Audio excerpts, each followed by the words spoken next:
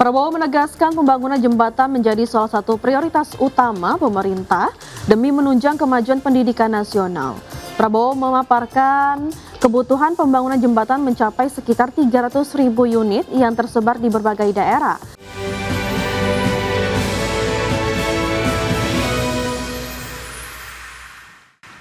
Kita ke isu viral yang pertama, pemirsa. Chief Executive Officer Badan Pengelola Investasi Danantara Rosan Roslani mengungkapkan keterlibatan Danantara dalam rencana merger PT GoTo Gojek, Tokopedia Tbk atau GoTo dan Grab, yakni dalam rangka menjaga kesejahteraan para driver ojek online. Ya, menurut Rosan, pihaknya masih menunggu lebih jauh terkait aksi korporasi tersebut.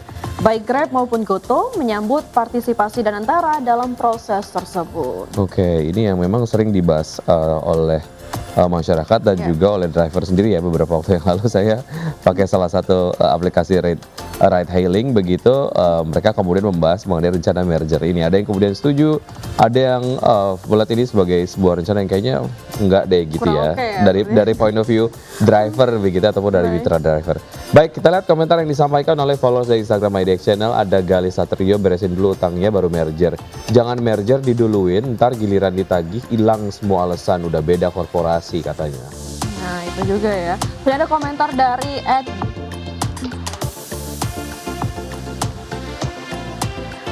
Roksade, pemerintah harusnya jadi penengah, pembuat regulasi, bukan malah mendukung merger yang berujung monopoli, hanya untuk menyelamatkan investor besar. Baik, berikutnya komentar yang disampaikan oleh followers dari Instagram Edition mengomentari berita yang satu ini. Misalnya ini komentar yang disampaikan oleh Aryati_Duhai88, akankah ada monopoli bisnis ojol di balik merger GoTo Grab katanya. Oke, tadi komentar yang pertama komentar yang pertama tadi disampaikan oleh Isma Bagus ya. Apa urgensinya coba merger? Oke, tadi saya keliru membacakan komentarnya ya.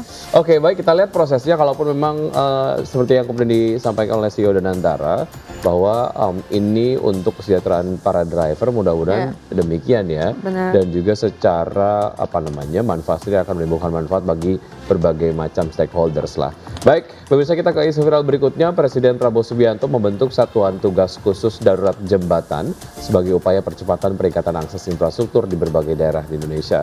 Pembentukan Satgas ini merupakan respon atas berbagai laporan mengenai sulitnya akses siswa menuju sekolah akibat minimnya jembatan layak dan aman di sejumlah wilayah. Prabowo menegaskan pembangunan jembatan menjadi salah satu prioritas utama pemerintah demi menunjang kemajuan pendidikan nasional. Prabowo memaparkan kebutuhan pembangunan jembatan mencapai sekitar 300.000 unit yang tersebar di berbagai daerah, mencakup jembatan kecil hingga jembatan penyerbangan yang penting bagi mobilitas masyarakat. Oke, baik. Seharusnya fungsi ini kemudian memang dimiliki oleh Kementerian Pekerjaan Umum ya, mengenai urgensi terkait dengan pemenuhan kelengkapan dari infrastruktur di berbagai daerah begitu. Tapi mungkin dari point of view Presiden sendiri menemukan urgensi lain mengapa kemudian Satgas ini perlu dibentuk. Ada Surya 46, terus balai jalan dan jembatan kerjanya apa deh kalau semua dibikin Satgas? Berarti selama ini PUPR nggak kerja gitu ya. Point of view-nya mungkin kurang lebih sama seperti saya yang tadi sampaikan ya. Oke.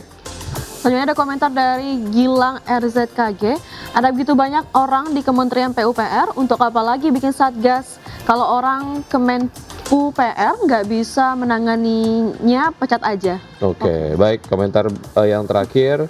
Pemirsa, ini dari You Can Say, Satgas terus-terusan Pak, ada kementerian yang memang khusus di bidangnya, kenapa nggak dipakai? Katanya efisiensi tapi malah bentuk Satgas baru. Oke. Akhir-akhir ini memang pemerintah banyak membentuk lembaga dan juga Satgas baru ya. Mungkin dari point of view masyarakat takut lembaga atau Satgas ini overlap ini sebenarnya dengan kementerian-kementerian sudah ada. Semoga saja memang jika memang urgensinya diperlukan dan Satgas ini bisa bekerja dengan efektif ya tidak apa-apa mungkin ya. Iya, harusnya mungkin dari point of view masyarakat sendiri terkait dengan Kementerian Pekerjaan Umum dan Perumahan Rakyat begitu dinilai mampu menyelesaikan permasalahan terkait dengan kelengkapan infrastruktur seperti jembatan di berbagai macam daerah begitu. Itu juga sebetulnya dapat bekerja dengan baik asal pengawasannya dan juga evaluasi kinerjanya dilakukan dengan baik begitu. Ada cara yang lebih efisien, ada cara yang mungkin dinilai tidak terlalu efisien tapi kemudian dinilai ada urgensinya di situ. Mengapa kemudian Satgas ini dibentuk begitu? Kita lihat nanti, mudah-mudahan tepat guna ya. Baik, kita ke isu viral berikutnya, pemirsa, pemerintah melalui Kementerian Ketenagakerjaan kembali membuka program magang nasional 2025 batch 3 bagi lulusan baru perguruan tinggi.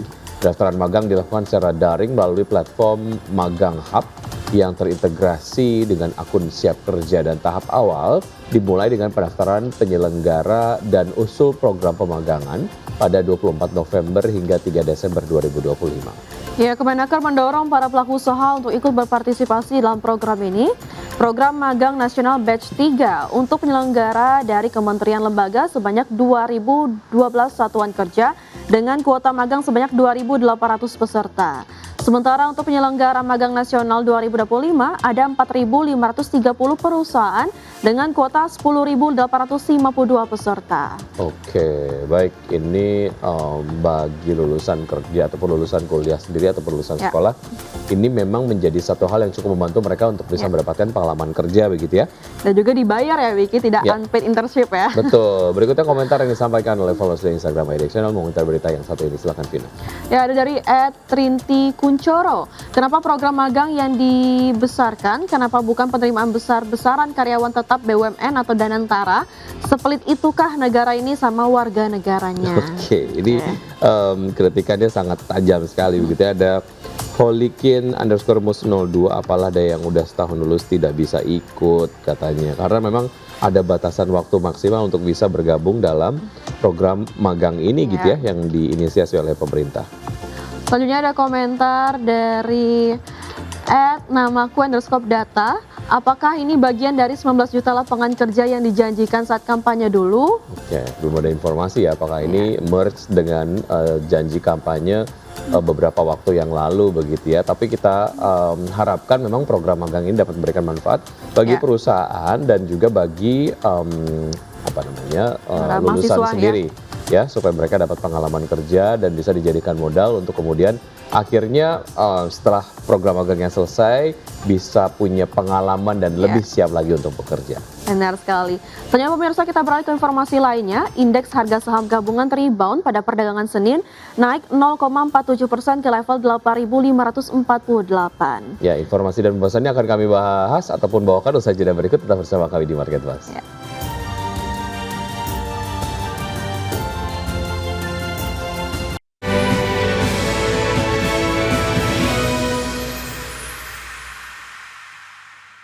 Terima kasih Anda masih bergabung bersama kami. Pemirsa, indeks harga saham gabungan atau IHSG ditutup menguat dan berhasil memangkas pelemahan dengan bertahan di atas level 8.500-an di hari Senin.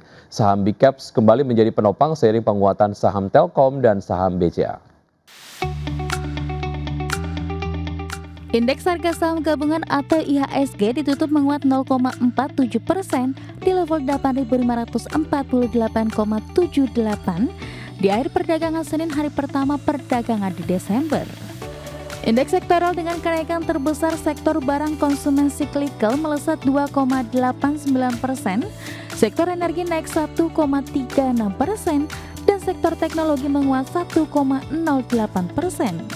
Sedangkan indeks sektoral dengan pelemahan terdalam sektor properti dan real estate turun 2,02%, sementara sektor perindustrian melemah 0,44%, dan sektor barang konsumen non-cyclical yang koreksi 0,22%. Saham Telkom menjadi penopang utama IHSG ditutup menguat signifikan 3,99% di level Rp3.650 per saham dengan kontribusi 15,41 indeks point. Emiten lain yang tercatat menjadi penggerak IHSG dari perbankan Big Cap, saham BBCA ditutup menguat 1,51% di level Rp8.400 per saham. Saham DSSA ditutup menguat 2,59% di level Rp112.800 per saham.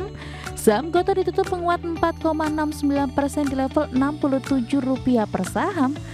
Dan saham ENRG ditutup melejit 21,32% di level Rp1.195 per saham.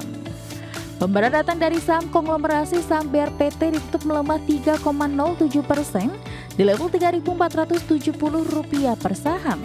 Saham ASI ditutup melemah 2,67% di level Rp6.375 per saham. Dan saham PANI ditutup melemah 3,92% di level Rp13.475 per saham. Dikutip dari Bloomberg, investor memperhitungkan dengan cermat laporan dan pengumuman indikator ekonomi Indonesia, salah satunya rilis Badan Pusat Statistik. Salah satunya neraca perdagangan Oktober yang masih mencatat surplus 2,39 miliar dolar Amerika. Lebih rendah dibanding konsensus Bloomberg dengan proyeksi di 3,68 miliar dolar Amerika dan juga menyusut dibanding September di 4,34 miliar dolar Amerika. Surplus ini merupakan yang terendah dalam 6 bulan. Namun surplus neraca perdagangan Indonesia sudah terjadi selama 66 bulan beruntun. Berbagai sumber, IDX Channel.